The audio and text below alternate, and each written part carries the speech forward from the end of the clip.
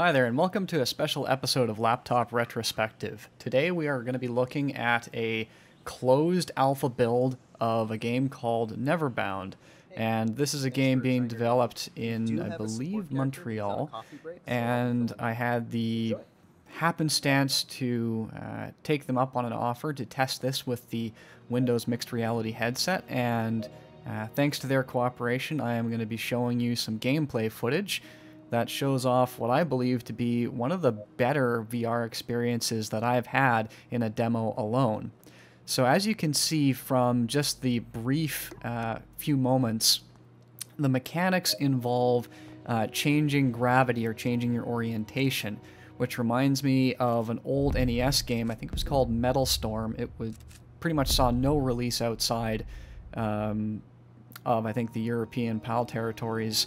However, the idea of changing gravity, moving along walls or ceilings, this to me has such potential for some Portal-esque like puzzles. It's just really an exciting concept, and you would probably be concerned that this orientation stuff would actually create a great deal of motion sickness, and if anything, it's one of the smoothest experiences I've had of any kind. There's two styles of locomotion. As you can see, there are touch controls, which allow you to press down the button for basic forward locomotion, which again, very smooth, no ill side effects, or you can use the teleport, and in many cases you have to use the teleport to get around the level. The next thing that you're going to see up here is their shooting range, where we can see some of the gun mechanics. They do allow you to holster weapons, and many of the weapons require a manual reload. There is some simulated recoil, but I think they're still tweaking with that. Due to how this is being captured, you're not getting an exact view of what I saw through the viewfinder, so the crosshair might not always be visible during this recording. So now that we've kind of finished the tutorial section, this is the main component of the game that we have. And the enemy AI is certainly a work in progress. They're making updates to it all the time. The characters here surrendering is a new feature in this particular build. One thing that is still being worked on is this delightful pistol. It's not exactly what you would call an excellent weapon, but the assault rifle feels quite excellent. And not to give too much away, and we'll see that throughout the video, the AI is a little bit simplistic. It's more of a proof in concept right now. The weapons that are included in the builds that I've seen so far are very varied. So what you just saw was kind of not really an explosive barrel, but it slows down time and also messes a little bit with gravity, which is really cool. Now, not yet, but later on in this demonstration, I make very good use of these grenades, and it took me a little bit of time to figure out how precisely to use them. There is a tutorial included in the closed build that we do have, but I think I might send them some feedback as well. So, gun mechanics are great. The text is clear. It shows you that you're making kills. There's a point system, but that really isn't been implemented in any meaningful way quite yet. As you can see, I'm making the upgrade. I'm discarding that pistol and going with the dual assault rifles. So at this point, we're just doing some level navigation, which again is very smooth. The AI still, again, needs a little bit of work, so dispatching these fellows is not too terribly difficult. It registers triple kills, which is kind of cool if you're into that stuff. Let's see, what else should we mention here? Level design is actually phenomenally good. I don't know if you can tell that or not, but with a concept of everything potentially being upside down or sideways at any given point, the levels don't initially look like a jumbled mess. They actually look very purpose-built.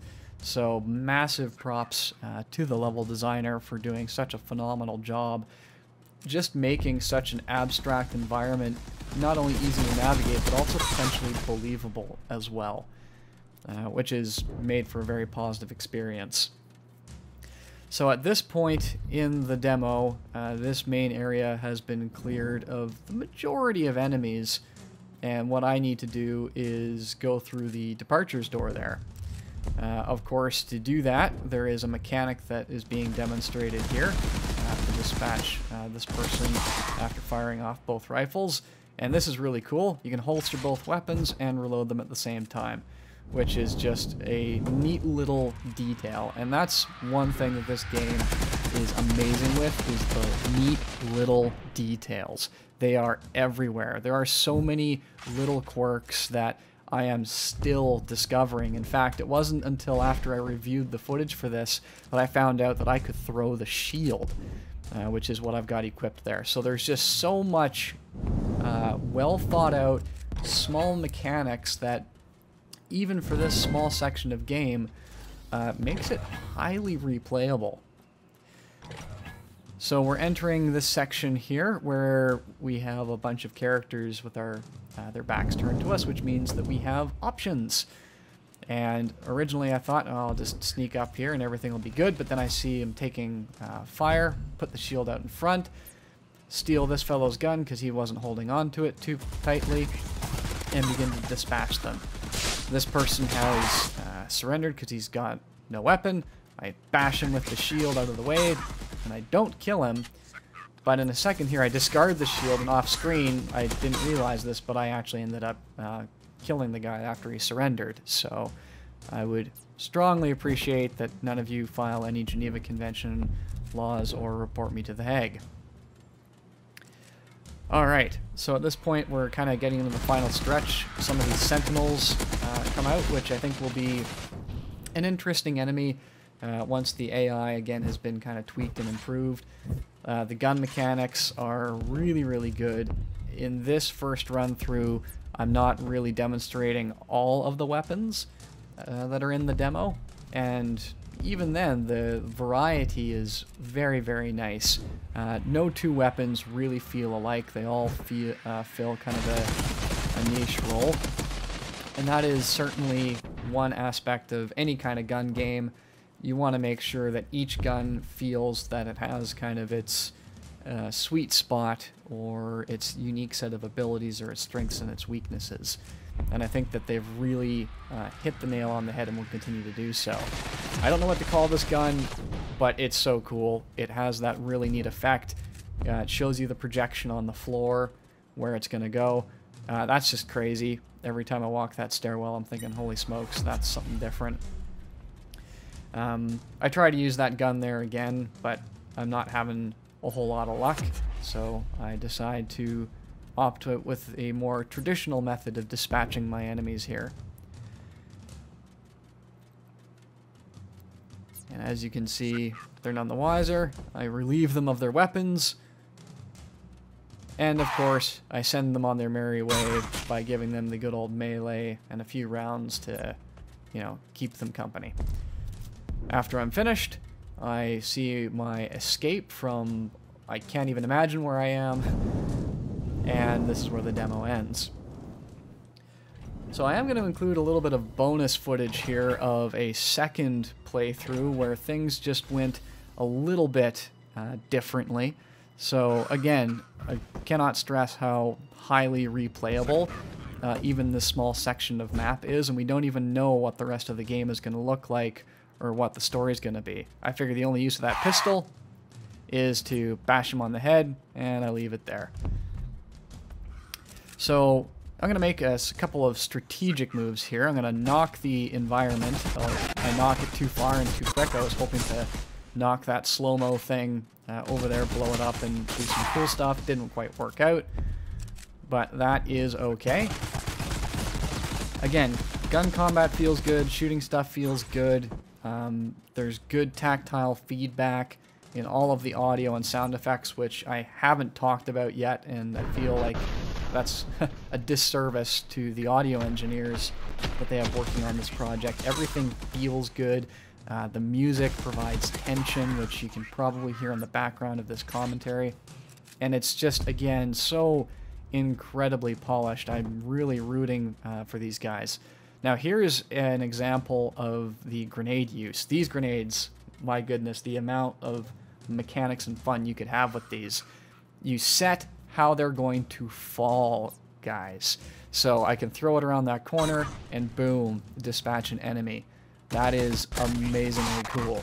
And I don't think I've ever seen any game where you could decide the gravity of your grenades.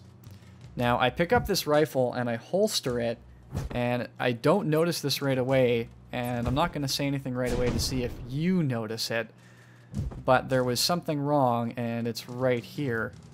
Do you see it? The holo screen there, or the panel, has been damaged and broken, so I do not have a reticle. And again, it's these little details that make this game, to me, stand out above a lot of the other VR shooting experiences, that they're willing to spend the time to code these little tiny things. Now this beating stick, for the lack of a better word, has some unfortunate orientation when it is in the holster currently. However, I know that they are working on fixing that for the next build. But let me tell you, there is few things that are more satisfying than using that stick to beat down some unfortunately unsuspecting enemies. So as I lean around the corner here, I'm deciding how to dispatch my foes. Am I going to beat him with the stick? Am I going to throw a grenade at him? Or am I just going to blow him away?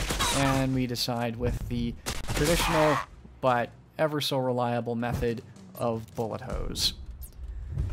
Pick up our shield, which again has a really cool hexagonal effect. Very well thought out. You can see the bullet impacts, and of course, as the shield takes damage, it degrades, it breaks, it becomes smaller, and it turns red. So again, lots of indicators to the player that their equipment is in danger or in immense need of repair. So again, that gun, I don't know what they call it, but it is a lot of fun. Again, I think you could have some really interesting map and enemy environments based on this thing. Obviously, it is not a good choice for these aerial-based enemies. And you know what? That's really good. Certain weapons solve certain problems. Certain tools are better used in certain situations, and this is no exception. So again, transition back to the assault rifle. Rack the bolt once it's in my bag so I don't need to drop the shield. Pick up my kind of anti-grav weapon, smack the button, which I have to mention is supremely satisfying. Nice little click.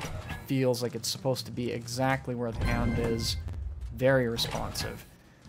And this is the moment of justice, where we're going to go down there and smack a couple people around with our big bad club, and supremely satisfying. And I will mention it's supremely satisfying to a fault. That is the moment right there that my TV paid the ultimate price for testing. But I was determined to finish this run. I kind of knew that it was a compliment, and I'll say that happened with this particular game because I was just so into it. What we just missed there was me using the shield to guard from the onslaught of bullets from that drone while I was reaching for my assault rifle. So again, if you're smart, the game won't kill you, but if you're careless, you will pay the price. And I'm kind of hoping that they up the difficulty just a little bit more once they finally get their AI figured out. But in terms of just a proof of concept, I hope that I have excited you and that I've convinced you that as more information becomes available on NeverBound by Enthusiast Games, that you will certainly check this one out.